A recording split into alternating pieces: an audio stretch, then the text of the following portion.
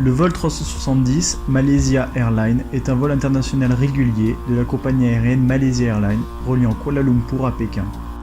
L'appareil, un Boeing 777-200ER, qui transportait 239 personnes, dont une majorité de ressortissants chinois, est porté disparu depuis le 8 mars 2014. C'est à ce jour le plus grand mystère de l'aviation. Mais est-ce vraiment le cas? N'avions-nous pas tous les indices nécessaires à la compréhension évidente de cette catastrophe? Comment est-il possible que le capitaine Zahari Ahmad Shah, ayant cumulé 22 000 heures de vol, puisse faire une erreur? Revenons-en aux faits. L'avion décolle à minuit 41. Le pilote d'origine musulmane incline l'aile de l'avion quand il passe au-dessus de son village natal Penang. De la totalité de ses vols, c'est la seule et dernière fois qu'il le fera.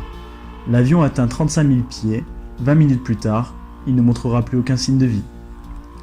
Il disparaîtra des radars en mer de Chine méridionale après avoir volontairement coupé toutes ses transmissions radio et n'ayant lancé aucun mayday.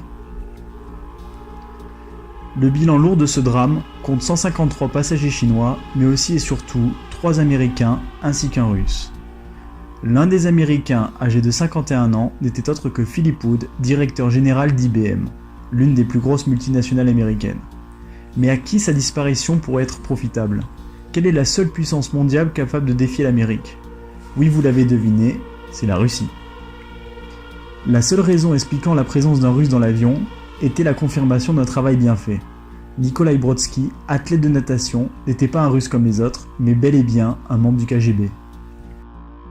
Une semaine plus tôt, le 1er mars, à la gare de Kunming, une attaque terroriste mise en œuvre par le peuple ouïghour, armé de sabres et désirant se faire entendre par la Chine, provoque une trentaine de morts et plus d'une centaine de blessés. Les Ouïghours sont un ancien peuple tatar, de confession musulmane, réparti entre le Kazakhstan et le nord-est de la Chine.